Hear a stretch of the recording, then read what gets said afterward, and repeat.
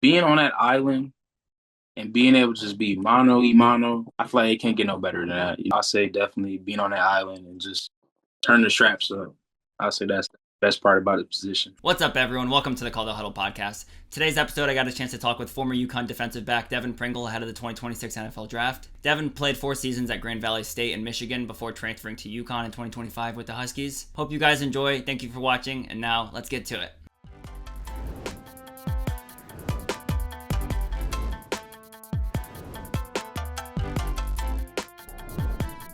I don't know if you're a basketball fan at all, but LeBron or Jordan, what would you say? Given my age gap, I would say LeBron only because I haven't really seen too much of Jordan. And we seen LeBron throughout the years. He got drafted when I was born. He's still in the league now. So it's like I'll say LeBron. He's been breaking records and stuff like that. He's all around player and all that. I'll probably go with LeBron. I'm not gonna lie. I That's know a cool. lot of people probably have some hate towards that, but I'm gonna go with LeBron. Well, you get hate either way nowadays. Yeah, yeah. But I mean, it is definitely an age thing. But I see some younger people say Jordan. Like, I don't even know why, to be honest. Yeah, yeah, they probably haven't really seen him play live. They just saying Jordan because Yeah, I mean, I try to keep it objective, but I don't really understand the whole Jordan thing. But I mean, I feel like athletes are supposed to get better. Like, you know what I mean? Like over time, athletes are supposed no, to get better. yeah, records Um, supposed to be broken. exactly. Yeah. Uh, that's cool. I appreciate that. From Hmm. that, I mean, I know like obviously you played football for a long time. But I like the basketball question. Yeah, Growing up, were you more college or NFL? Like, football fan wise? I would say NFL. I didn't really start tapping into college up until like high school when I was like looking into some of the schools that I was interested in, or like the first NCAA game, 14. That I was like on that with like Oregon and stuff like that. I was on a college route, but more so NFL. I'll say Yeah. a Who's little your more. who's your favorite defensive back of all time then? Because I got a good question for you coming up. That's a big one. I would say it's a lot. It's a lot of corners out in the game that I would say is good. But for right now, given like people that's closer to my side, I'll say Jair Alexander. He's somebody I could model my game after. I feel like he's a baller, confident, all the type of things that I want to model my game after. So I'll say Jair Alexander, That's or cool. I I could say mean, Jalen Ramsey and all that stuff. But Jair, he probably one of my favorite corners for sure. Jair's one of the dudes of that generation. Like I remember when he was drafted, but Yeah, I mean, I feel like I miss watching him in football. Like I think he took off the year last year. Like he's one of those yeah, guys that yeah, like makes the competition. Like you really like yeah. feel it. Like I mean, a lot of people talk about like NFL needs that, like college needs that, like rivalry Mm, spirit. But dudes like that make keep it going. yeah. Off of that, like same types of dudes. But Patrick Peterson or Jalen Ramsey, like who would you pick between those two, real quick? Mm. That's a tough one because I definitely like was growing up watching Pat Pete highlights, strapping Megatron and stuff. I would say in terms of like technique, I would say Patrick Peterson definitely has it. But if you're looking for like just an all around corner, confident, trash talker, I'd probably say Jalen Ramsey because he could tackle and he's versatile. Like now with the Steelers, he's been playing safety, slot. So I would probably say Jalen Ramsey. That's cool. That's interesting. I got to go back and watch some film, but I feel like that's an interesting take too, because like Jalen Ramsey's still so old doing it. Like Yeah, I mean, Pat Pete was like doing it old too, but I feel like he was such an athletic guy. Like his whole, like he was always the athlete on the yeah. field. That's cool, man. I appreciate you taking a little bit of time on these. Yeah, No, yeah, yeah. I First, usually first, fire these first. off. Xbox or PlayStation? What are you going with, Devin? I'm a PlayStation guy. I start when I first started playing games, I would say it was Xbox. I had a 360, but ever since then, P4, P5 has been PlayStation. I think PlayStation is the way to go. That's cool. That That's cool. And then I yeah, mean, I like that too. I've always been PlayStation, but I know that 360 was yeah. back in the 360 day. was definitely a good game back then. I was definitely on the 360 for some time for sure. Yeah. You got to go to like food, like favorite food or like snack or anything like munchies stuff like that. I'm like really big on chicken and rice, so I would say Chipotle has been leading the game for me for like 10 years by now. But Kava just dropped. They're competing. I'm not gonna lie. Kava might have them right now. So I would say Kava for right now. Kava they've been taking the cake. I would say Kava is up there. I'd say probably my favorite restaurants right now. I never tried that. I think I gotta try kava. I feel like I Yeah, mean it's good. I'm a Chipotle dude, so that's cool. But that's Yeah, interesting. yeah, yeah. Tell me about some of your favorite road trips. Like I know Michigan for 4 years, Mm, like at Grand Valley, and then this past year, kind of like like on the eastern side a little bit more, like this like the Yeah, West Coast. What are some of your favorite road trips over your like for the last 5 years of college? yeah. Crazy enough. So I definitely, yeah, like you said, Michigan when I made that drive so many times from Michigan back to Chicago. But crazy enough, I just finally made that 14-hour drive from Connecticut to Chicago, which was actually not as bad as I thought. I got to see a lot. I drove to Pennsylvania, Cleveland. I thought it was pretty good. Like I got to see some states I never really been thought I'd be to. So I enjoyed that road trip. And I took a road trip a little younger to Florida, which is 18-hour. I wasn't driving, but that also was cool. Dude, we drove through Georgia, Tennessee, and all that stuff. So it's not too bad. I couldn't complain. It was good. Yeah, I liked it. That's cool. So you like driving on your own a lot? Yeah, yeah, yeah, yeah. A little more peaceful for sure. I made sure I drove in the middle of the night actually when I made that drive from Connecticut. Nobody was on the road, just me, music, clear roads. It was a vibe. I'm not gonna lie, it wasn't that bad. That sounds nice. Yeah, that's me Yeah, too. Like that's exactly me. yeah. I've driven like from like I'm in Pennsylvania, so I wanted to ask you kind of like Okay. what you thought of that quick. But I've driven from up north to like Alabama before to Florida. Oh Um, wow. I mean, I haven't even went that far out like toward Michigan and stuff. Mm. But I guess like I don't know like what's your favorite road trips? Like what are your favorite things to drive through? And like what's Pennsylvania like? I guess too on top of that. Pennsylvania was not what I thought it was. Like there were a lot of mountains out there when I was driving through. A lot of mountains, a lot of trees. It kind of was similar to Connecticut. I was thinking it was gonna start transferring to more flat lands, like as you get close to the Midwest. But no, it was like I'm like, wow, there's some big mountains up in Pennsylvania, and that was really majority of the drive because I had to drive all the way through Pennsylvania, which is about I don't know, about 6 hours probably. So I was like, but I would say the scenery was actually pretty good. It was a little better than Connecticut. I'm not gonna lie. I enjoyed driving to Pennsylvania. Or I'll say through Michigan is also nice too. In the fall, you got all the colorful leaves and stuff like that. It's pretty nice. Good scenery out in Michigan too in that time of year. That's cool. That's fun, man. I appreciate that a lot. Yeah. Um, and yeah, like I Hmm. said, I mean, Pennsylvania, like it's a big state. Like I grew up here. I love here. They always say Hmm. it's like it's split into like three different territories. Like it's like eastern side, north, like the central is all like farmland and stuff, and then western's Pittsburgh. So it's like they're all got their own distinct. Like I mean, I love Pennsylvania. I don't know if I'll stay here forever, but I love it. Um, tell me Yeah. what's your like to school? Like what were you studying in school? Well, when I was at Grand Valley, I was studying business, and then I had a minor in sports management. And then when I went to UConn, I was studying liberal arts. So just pretty much just general ed. I took a whole bunch of different type of classes. Learned. I took a women gender class. I took a movie theater class. So I was just learning like all different types of things when I went to UConn. They had some classes that I didn't even know existed coming from Grand Valley, we kind of didn't really have all them versatile classes up at there. So it was cool. I enjoyed it. Cool. What'd you take from business and like the sports concentration? What'd you take away from that? Yeah, yeah. During that time, it's like you really understand like there's sports like being an athlete, and then there's sports like there's so many jobs in the sports field. You could be a marketer, you could be a trainer. So I was just like just eating all that up, and it's like I'm so addicted to sports. I've been playing sports all my life, so to be able to have a variety of things to choose from in the field was just like cool. So it was nice to learn all those things while I was in school. I took some marketing classes, some business classes, like sports business classes, and yeah, all that was pretty cool. I enjoyed it. That's cool. That's cool getting that like extra perspective, like you mentioned. I mean, I went through that in school, Yeah, like with especially with like you meet nutritionists, you meet like all those people that do all that sort of yeah, stuff in sports. Like they all got a story. Same thing with like you, like hmm, everyone's got their own like sports story, like why they got into it. Like it's all like yeah, sports is all like for the most part, it's a lot of people that have like a passion for it. Um, yeah. so that's cool. I appreciate that. That's a fun thing to get to study and like get that perspective. Um, last one I got for you, Devin, and then we could get into your career a little bit. This is awesome. Uh, I know you played safety a little bit in high school, like kind of all around football player. What Yeah. what would you play other than corner if you could play one spot? Does it have to be on the defensive side of the ball? No, you could play offense, defense. You could play special Okay, teams if you I want. would Like I say don't care.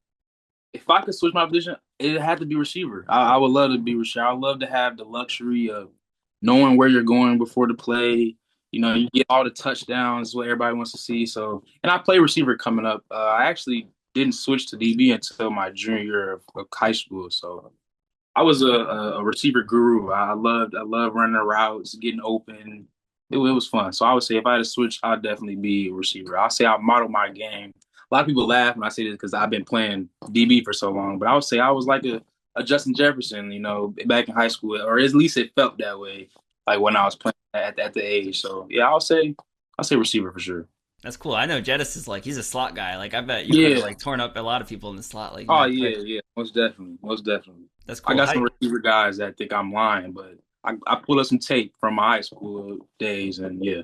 For Hmm. sure, for sure. You got to show him the tape. Yeah. Uh, Yeah. off of that, like receiver, like I guess the last one, like how are you like a natural receiver? How does that kind of like translate to where you are now? Like how has that helped you throughout your career?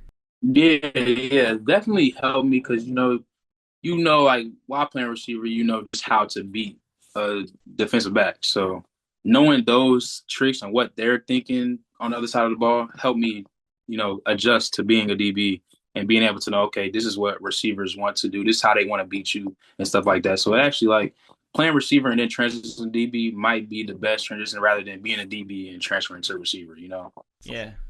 And yeah, Yeah. like I mean that's a good point because it's all leverage. Yeah. Like I bet a lot of cornerbacks, like and just D backs in general, like it's like if you feel a Mhm. guy like like you said, pressing on like your outside shoulder, like you're just gonna know the situation a lot more. Like you're gonna know all that Yeah. stuff. Like Definitely. just Definitely. like yeah, what the point of that stuff is. Um, and that I mean I love that on here. Just like football players, like especially going to the NFL, like you got to be a football player to go to the next level. Definitely. But like I love that Definitely. that ability on here. I talk about how much benefits that has, like long run, like everything, and even just like in terms of off the field, like who the person you are. um No, definitely. so Devin, tell me a little bit about your career. Like 4 years Grand Valley, this past year went to UConn. I guess just tell me like overall, like what'd you take away from those first 4 years at Grand Valley, kind of like start there. Yeah, yeah, for sure. I'll start. Yeah, so coming out of high school, my senior year, right before our senior year, COVID hit in 2020. So our signing day was before we played our seasons because in Illinois they moved our senior year to April. So we was playing in April and we only got 6 games. So I was already signed to Grand Valley by the time I played my senior year. So once I got into Grand Valley, it was definitely a culture shock because we had 6 classes in on the team. We had people that got extra years, stuff like that. So a lot of older guys. We had a corner on our team that was about over 25, and I'm 17 going in there. So I'm like, oh, there's no way I'm gonna be able to, run with these guys, at this size. I think I got in about 155. I was a small guy when I first got in, but I just adjusted, just let the older guys teach me up, watch from them, see what they did. And then going into my redshirt freshman year, because I redshirted my freshman year. Going into the next year, my freshman year, kind of got my feet wet a little bit, got to go in special teams, get in the game, garbage time and stuff like that. So I was able to, I made some plays, but actually it was crazy.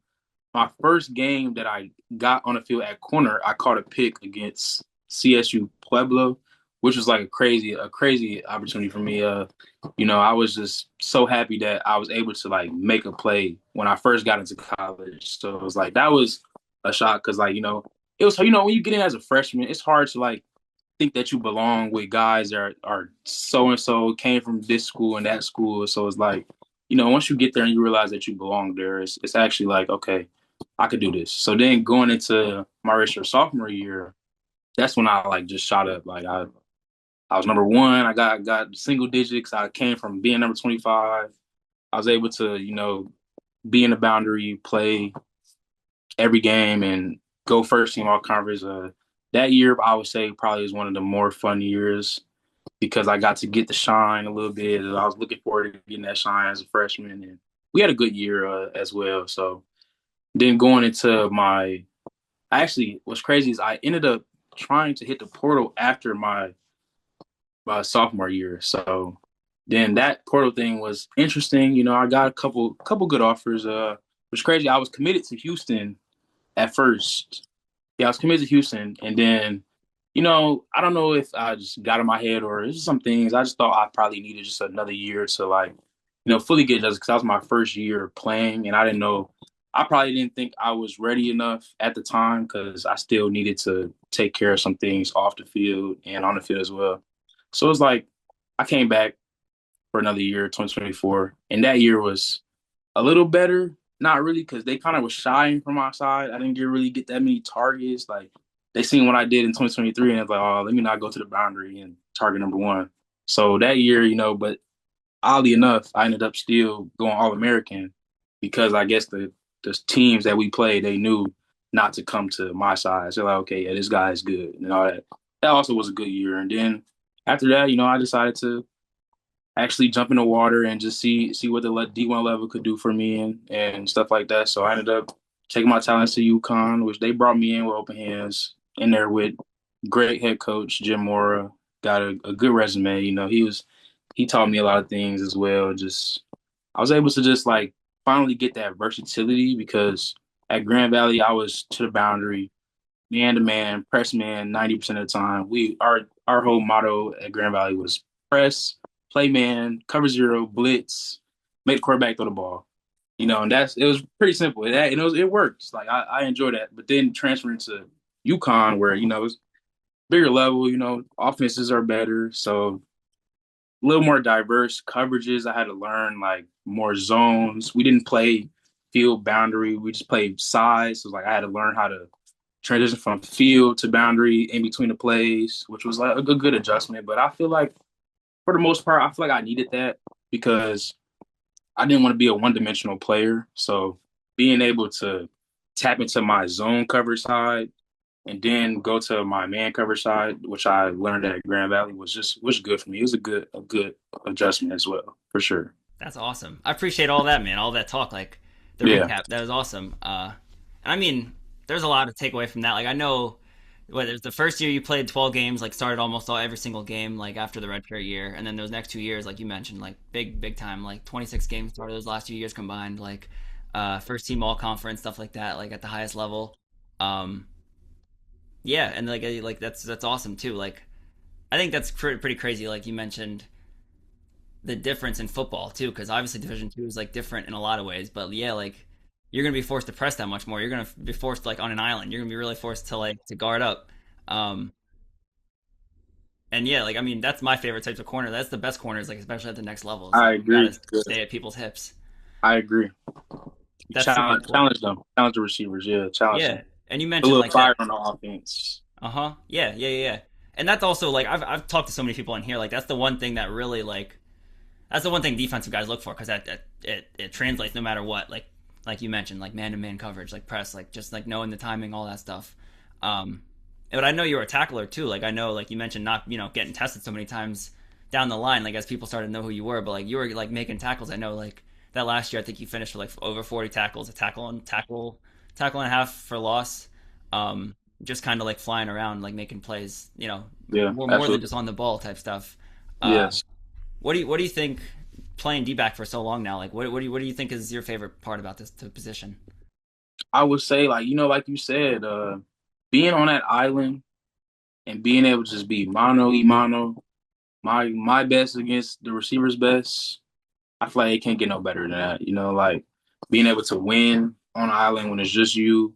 That's a scary position. A lot of people like, that's why they make the big bucks. You gotta be able to be out there by yourself and hold your own. And then just being confident enough to do that and then make plays in that position is just like it doesn't get no better. I'll say definitely being on that island and just turn the straps up. I'll say Yeah. that's the best part about the position for sure.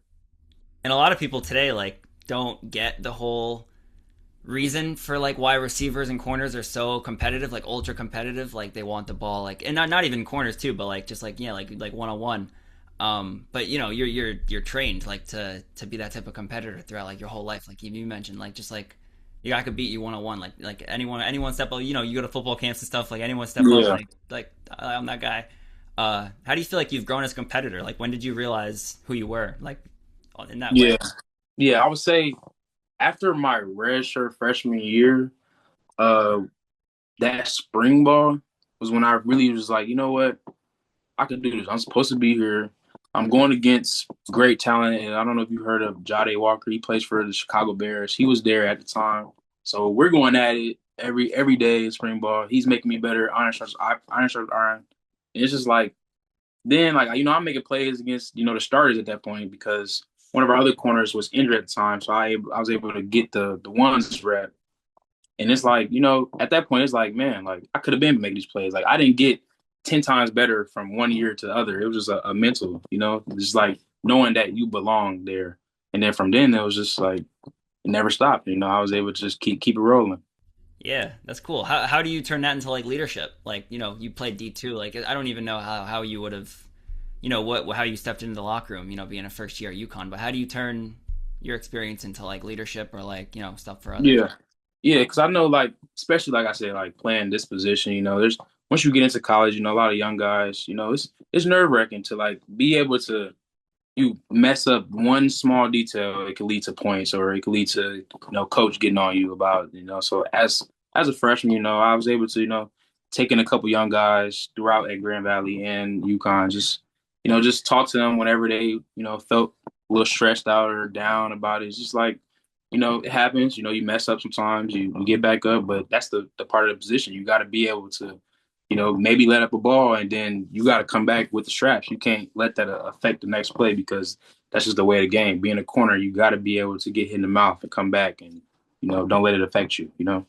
Yeah, like football is play to play, but yeah, like cornerback is like, yeah, like all that stuff is like, you got to really, like, it's the ultra, the biggest example of that. Like, you got to really lock in play to play.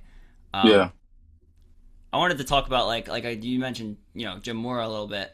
Um, what do you feel like you learned most about like football that year? Taking it Yeah. up a level. What would you learn about the sport most? Yeah. I would say, yeah, for sure. Jim Mora, 'cause, he's also a defensive guy, so he was always, in the room coming in and out. And then also our defensive coordinator, Coach Brock. I would say at that time, being there for a year, they really keyed in on the details. Like the details, they matter so much. Running to the ball matter way more. Finishing each play, eating meals, like so much eating meals, going to classes, like everything was just so detailed and structured because that's how the game is supposed to be played. So it's like being able to do that each and every day kind of allowed me to like be more disciplined in my game to play, like and focusing on the small minor details because that could change from a pick to catch, and that I would say they really, keep that into all of our players, and that kind of made us better, and as a defense and also as a personal as well.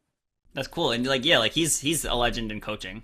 Oh yeah, absolutely. And I feel like that's also like there's so many like you hear so much like shit like flack about transfer Yeah, portal and stuff, but there's so much like benefits out of the transfer portal. Like absolutely. someone like you, like you or just anyone can go to like that type of a program, get that leadership from someone with like that those details, and like you mentioned, like uh and like take it into the next level where like it's gonna help you in the NFL, it's gonna help you like throughout the rest of your life, like even the relationship side. Um, Tell me like looking at just this past year, like where you are at now, like where did you learned or what have you gained, like where you were like a year ago, like where were you a year ago compared to where you are now? Yeah, I would say even like outside of football, I was able to definitely put on some pounds, put on some strength. Our strength and conditioning coach, Coach Brown, which is he's at Indiana right now. I give him props. He got me stronger. He got me faster because I was about 160 soaking wet coming out of Grand Valley, and I put on about 20 pounds of lean muscle. So I would say that, and then also just like during the year, being able to adjust to the speed of the game and just understand, like, because looking from D2 to D1, you think that it's a big adjustment. Like, oh man, them guys at D1, they're better. They get more opportunities, more resources.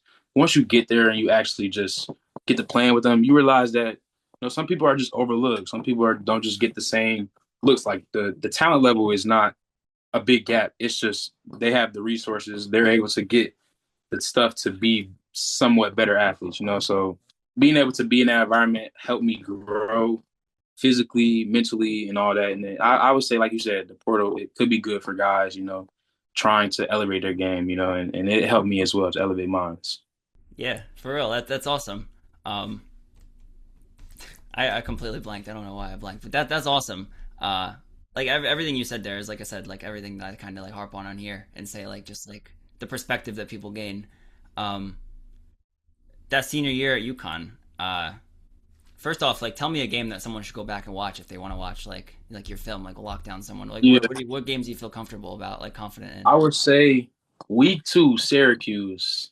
That game right there, I don't know like what I was on that game, but everything was working out for me. I don't know, like it just I couldn't really let no balls get caught on me on that side. So I was really confident. That game was fun. We didn't get the win, but we should have. Minor details that we messed up on defensively, but that game was fun. Duke, I would say, also a good game. I got an interception in, to close out the half, which was also fun, and it was at home, and we got to win that game.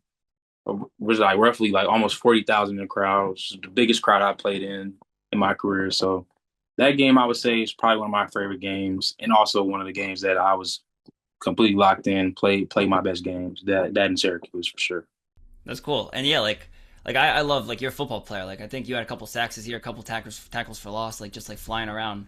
Um, Football wise, like what are you gonna remember most about this past year? Like the ride, like from beginning to end, like what the team was, and just for you, what are you gonna remember about that most? Yeah, I'm just gonna remember just mainly like just how hard we worked. Like from January to December, we worked so hard. We did so much things behind closed doors, so many walkthroughs, so much weightlifting, hill runs. And it's like we all did it together. We never shied away from it. Everybody took on the hard together. And that's kind of what Coach Mora preached is just being able to handle hard better than your opponents. Because the game of football is hard. There's gonna be a point of the game where things get difficult. But it's like which team is gonna fold first. And that's something that we, keyed in the whole year. And it's like, I would never forget that because there were times where I'm like, man, this is too much. And other guys are saying it too, but we never quit. Everybody just, yeah, it was much, but we never batted an eye. We just went in every day and worked hard every single day. And I feel like that paid off too to have a good year as well. That's cool. And yeah, that says a lot about the program leadership, like, from Coach Mora and just like everything else there. And I know he ended up going to what, Colorado State, Yeah. uh, but like I said, such a legend in coaching, Absolutely. like a lot of respect from afar in a lot of ways. Uh, Yeah. you having fun, Devin? How you doing here? You having fun with Oh media? yeah. Oh yeah. Yeah. This is great. This is great. Having a good time talking. That's cool. Uh, Cornerback, like, I mean, all deep back, like I mentioned, like you got to be the best. I mean, maybe the best athlete like in football, but like definitely the best athlete in football. I feel like, but like on all sports, like I feel like it's top of the line in terms of like how you have to be. It's preparation. Like I talk about on here so many times. It's preparation, athleticism. You mentioned like you got to guard someone who knows what they're doing. You don't know what they're doing. Yes. Um, like there's a lot too into like flow state and like corners, like you mentioned, like that week too, like Syracuse, like getting into it, not knowing, but like being in that state. Um, Yeah. what would you say to like up and coming corners or like advice in terms of like how to grow as a corner or Yeah. like let the game come to you? Yeah, I would say for the most part, it all starts. They say the game is 90% mental, 10% physical. I would say it all starts up in between your eyes for sure. Like once you gain that confidence as a corner to be like, okay, I'm gonna give it my best, and he got to beat me. Like, and if he beats me, then it's something I did, not because he's better than me.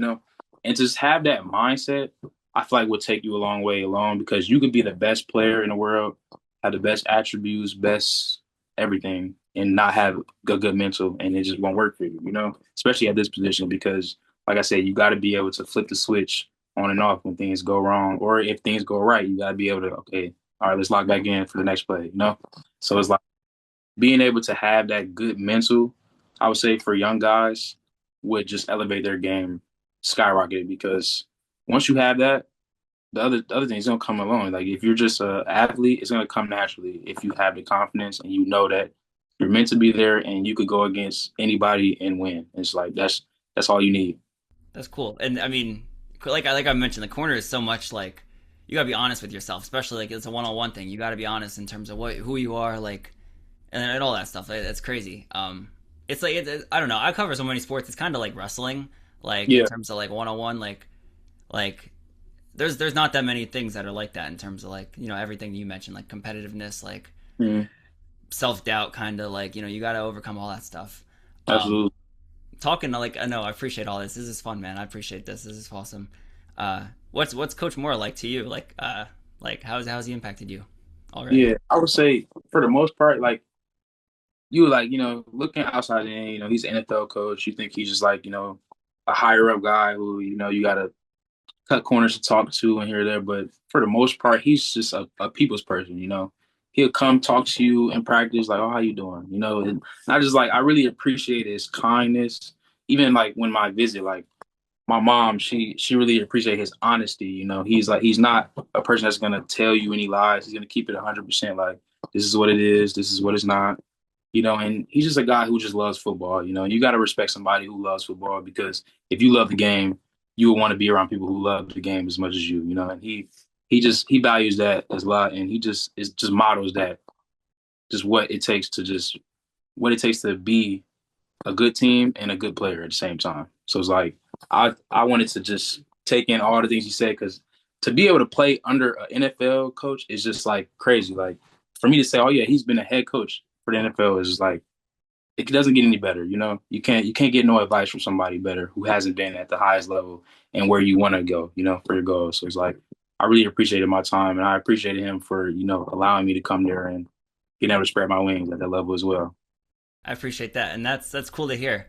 Because I know he has such a long background. Like I think what the one clip of his dad or whatever the playoffs like I imagine he's like a fiery dude. Like what type of leader is he like in a team setting or like yeah like in a whole group like practice setting? What type of leader is Coach Mora? Yeah, yeah. When he'll be like I say, he's a defensive guy, so he'll be on our side. We're doing our drills or team periods, and he'll be throwing the ball after every play, catching the ball from Coach Moore every single play after the play. To make sure we keep our hands right. But like he also got a little fire in him as well. People playing around or something or not doing things the way it's coached or he could get on you as well. Like he get that hard coaching as well, which is what some people need, as well. So, you get two sides of Coach Moore, but for the most part, he's always chill. You stay on his good side. He's a really good person to be around for sure. That's cool. On top of that, like I think I love. There's so much like a big thing in terms of like coaching styles and like defense versus offense and stuff. And like you mentioned him being a head guy, but like defense first. Is there anything like you mentioned earlier, like the details? But is there anything special to him in terms of like how he wants like football played, or like you like as a secondary guy? Like, how is Yeah, there anything special yeah, that you learned from him? yeah. I would say like one thing he like wanted most like is just people who play hard. His value. He would say the way you could show a team or a defense who loves each other is how many people is to the ball when the game snaps. How many if we have all 11 to the ball each play. That's how each and every person on that field cares about one another and cares about team as well. And that's one thing he models like. And I feel like that's also why we work so hard throughout the year because we're all just trying to, show our love for the game and for the guys next to us by getting to the ball and showing relentless effort each play in and out. Uh-huh. And defense, like I mean, I remember playing in high school. Like defense is all communication. Like it's like 90% communication for real. You mentioned like playing man to man all 4 years in D2, and then like having to switch it up this past year. How did you grow as like a communicator, Yeah. like from day one to like where you are now? Like how do you like in terms of communicating on defense? Like how have you changed compared to where you were a year ago? Yeah, that was definitely a good adjustment as well because, like you said, at Grand Valley, I was able to just, all right, this is what I got. I got the person in front of me. Let me just go against them. And then now I'm transferring to, the more diverse defense. We're in more zones and stuff. I gotta communicate to my safety, communicate to my linebackers of who's going in, who's going out, and it's like it allowed me to just be more versatile. And I had some guys who in a DB room that was able to just coach me through like the plays because at first, it's hard to like learn a whole new system and then try to be 100% at it at the same time. So it's like that's a great group of DBs that was able to just let me know the ins and out of our coverages and stuff like that, which allowed me to be more confident throughout the season to be able to communicate to our guys on the field. That's cool. Um, the last one I kind of want to do about like Colorado, like UConn at that time. Um, how much thought do you put into like I talked a lot about the transfer portal. I think that's has a lot more benefits like in terms of like personality, like humans are so like tribal, like you want to be with the same type of people that you are. Uh, but I love the transfer portal. It's just like adds an extra depth in terms of that. Like, think that would have been 20 years ago. How much do you put into like fitting in or like becoming friends with people in a locker room, like this Yeah, past year yeah. especially? Yeah, like for somebody like me, I would be more introverted and stuff. Like, like you said, at Grand Valley, I was there for so long, so I was really close knit with a lot of the guys. And then also at Grand Valley, a lot of our guys were from the Midwest. And then I going to UConn, which is a little bigger school, we had guys from all over. So I mean guys from Baltimore, New York, California, and we even had guys from out of the country. Like the person locker next to me, he's from Germany. He had guys from Germany, Sweden. It's like to be able to connect with so many different people through the game of football. It was nice. Like I enjoyed it. Because I'm so used to just being around Midwesterners. It was cool to be able to just know how people from Cali talk or people from Baltimore talk, and it was actually kind of interesting and funny. Like I enjoyed my time there and being able to meet a whole bunch of different people from different parts of the world. Yeah, and I really thank you for talking on that because, like, I mean, that's what sports is all about is like, bringing all that together, like for competition and stuff. Um, and I like I said, that's awesome. I appreciate, you saying like the Germany stuff. Like, I didn't even think about that. Like, football's growing so much. Like, there's Yes, so it's many, great. like, at the Yes, college level, especially. absolutely. Uh, so I got a couple more, and then I'll wrap this up. Um, at this point, like in your football life, like what are some of your strengths? Do you think? Like you mentioned versatility. Like gaining so much weight that you have like muscle. What are some of your strengths to you, Devin? Yeah, I would say for the most part, I would say like you said, versatility would be one. A lot of strength is just the mindset thing. I had to grow it over the years and being able to, flip the switch. Like you said, like I was saying earlier, you mess up a play, you come back, you can't let that play before affect the next play, or you can't let a good play for the next play. So just having that next play mentality. And we had a mantra at UConn too, and it was on the wall before we ran out. It says, live in the next 6 seconds. Each play is roughly around 6 seconds. So you live in the next 6 seconds. You don't let the past 6 seconds affect the next 6 seconds. And that's something that I would say is one of my strengths, along with, like I said, press man and just being a people's person. I feel like I'm pretty good guy to be around in the room, like a DB room. I'm pretty friendly, helpful to anybody. It's not no beef. Even people that guys that I competed with for positions, it was never like no animosity. I'm very caring. I would say all those are pretty much my strengths as well, as long as with my abilities on the field too. That's cool, and that's like all important. Like I mentioned, like the transfer portal, like you have so much perspective, like so much experience in terms of like going D2. Like you talked about all of it. Like the I mean, a lot of people like there's some people that aren't, but like the best people that are best are like the most relatable people like have been through that stuff, um, and that's awesome. Like you said, you've been through all that. In terms of like on the flip side, like weaknesses, like what are some of the stuff you're working on right now, like getting ready for the next month or two? Yeah, for sure. One of the things I'm working on, heading into the next level would just be like, like I said, like you said, I had some good tackles, but being able to consistently tackle. Like I would say transferring from Division 2 to Division 1 at the D2 level, I was able to ankle bite a lot of the running backs, and they was falling off of that. Going to D1, like you actually gotta fit people up. Some bigger guys, and they're running through them arm tackles. So I would say being able to consistently like just put pads on defenders and running backs and coming down out of zones and tackling the open space. I would say that's probably the only thing I wanted to, be more consistent with. Yeah, Despite all the tackles I already had, I just want to be like just as good as my covering. I want my tackling to be just as good. exactly. Iron But yeah, sharpen iron. it's Just trying to be the perfect yeah, player. yeah, because a lot of people try to say corners can't tackle. We're trying to break that stereotype, man. We can tackle just as much as anybody else.